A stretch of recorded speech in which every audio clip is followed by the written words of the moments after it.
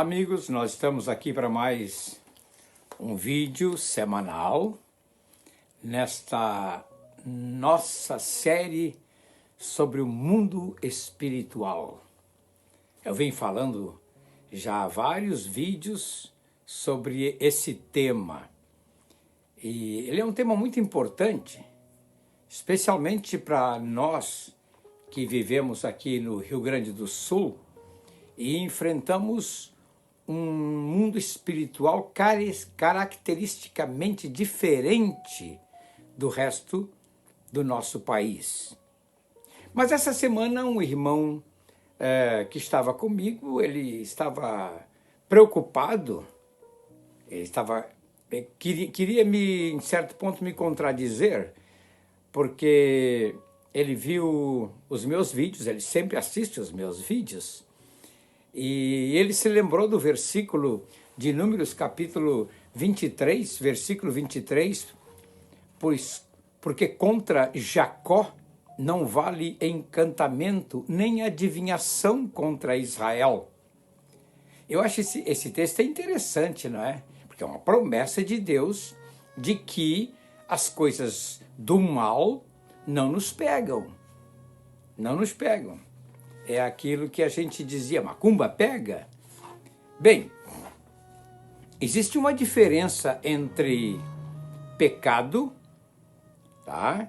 E encantamento. Melhor, uma diferença entre tentação e encantamento. Porque uma coisa é a pessoa ser tentada pelas inclinações da sua carne, pela sua curiosidade, o desejo de conhecer as coisas místicas, ocultas. Outra coisa é o encantamento. Porque o encantamento anula o seu raciocínio, anula o seu intelecto, e você se deixa levar por aquelas palavras. Então, às vezes, uma esposa sofre o encantamento de outro homem. Um esposo sofre o encantamento de outra mulher. E claro, aí vão as duas coisas misturadas, a tentação da carne, mas o encantamento é que é terrível. Porque o encantamento cega a pessoa e ela não consegue discernir entre o certo e o errado. Bem, a gente podia prolongar um pouquinho mais neste assunto, mas deixemos para lá. Tá? Agora veja bem, eu gosto de comparar o texto de Números 23, porque contra Israel não vale encantamento, com o de Ezequiel 21 a 23. Porque o rei da Babilônia, diz o texto, irá parar na bifurcação, na entrada dos dois caminhos, na encruzilhada, para fazer adivinhações, sacudirá as flechas, consultará os ídolos do lar, que na realidade são espíritos familiares, examinará o fígado de um animal, quer dizer, vão matar um animal, fazer um sacrifício, e os seus sacerdotes vão comer o fígado dele, porque é assim que acontece. Na mão direita estará a adivinhação sobre Jerusalém, para dispor os ariates, para abrir a boca com ordens de matar, para lançar gritos de guerra, para colocar os ariates contra os portões, aquelas fundas com pedras imensas. Aos moradores da cidade, isso parecerá uma adivinhação falsa, pois eles têm em seu favor juramentos solenes. Que juramentos solenes? Alguns dizem que era a esperança de que o Egito viesse salvá-los. Essa é a interpretação mais racional. Mas eles tinham aqui um juramento solene de que não valia encantamento contra eles. E aí o versículo termina assim: mas Deus se lembrará da iniquidade deles para que sejam presos. E aí o resto da história você conhece, como o reino da Babilônia, durante 11 anos, entrou 3 vezes em Jerusalém, na última vez destruiu completamente a cidade. E aí eu me lembro do texto de Números 32, 23, que diz: porém, se vocês não fizerem isso, quer dizer, não obedecerem às leis, estarão pecando contra o Senhor. E fiquem sabendo que este pecado os alcançará. Então as pessoas pecam e acham que está tudo bem, mas o pecado vai alcançar a sua vida lá no fim. Tá? O Balaão, o profeta Balaão, adivinho também, que falou esse texto de Números 23, 23, porque contra Israel não vale encantamento, ele foi morto depois. Foi morto pelo exército de Josué. Por que ele foi morto pelo exército?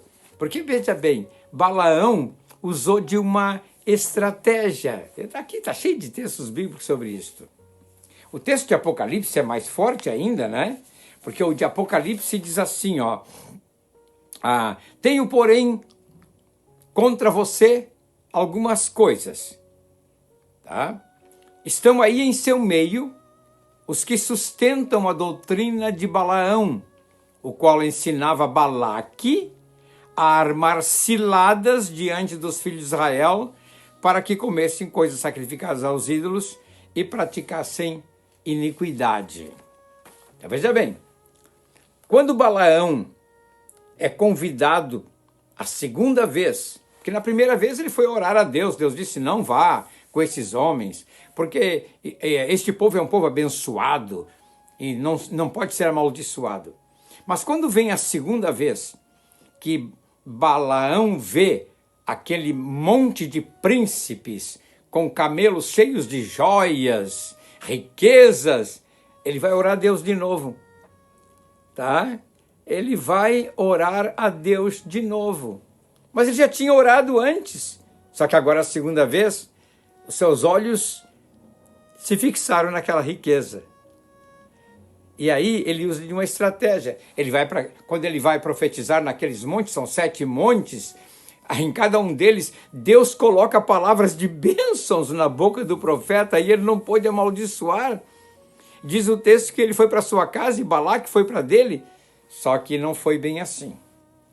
Porque o texto de Apocalipse diz que ele dá a entender que ele chamou o Balaque à parte e talvez tenha dito: olha, só existe uma maneira deste povo ser amaldiçoado, é levá-lo a pecar. Então, Balaque, pega as tuas mais lindas mulheres, as tuas misses, as tuas donzelas, as princesas, e coloque-nas a dançar aí por trás dos arbustos, seminuas, e os homens de Israel vão cair em pecado, e aí vem a maldição sobre eles. Então você entende? A maldição pode vir por causa do pecado. Por isso ele foi morto. Ele foi morto. Diz o texto de Josué, de Números 31, 8, que também mataram a espada Balaão, filho de Peor. E Deus diz assim, lá em Números 31, 16, eis que estas, por conselho de Balaão, fizeram com que os filhos de Israel fossem infiéis ao Senhor, no caso de Peor. E assim houve grande praga no meio da congregação do Senhor. Puxa vida! E lá no final da Bíblia, no texto de Pedro, segundo Pedro, diz assim, que ele foi repreendido, Balaão foi repreendido pela sua transgressão, por um animal de carga, por um burro, falando com voz humana, refreou a insensatez do profeta. Então Deus teve que usar um burro para falar para o Balaão, porque a ambição, o desejo de enriquecer, deixa a pessoa cega. Quer dizer, o Balaão, ele quis trazer encantamento e ele mesmo sofreu encantamento. O encantamento veio para ele através do dinheiro. Eu espero que este vídeo seja edificante para você. Eu vou fazer um vídeo mais curto hoje, seja edificante para você. Não se esqueça de deixar aqui o seu A sua joinha aqui é muito importante para o logaritmo do YouTube. Ele vai descobrir que as pessoas estão gostando dos meus vídeos. E assim, toda semana eu coloco algum tema importante nesta área. Deus abençoe você. Até um próximo vídeo.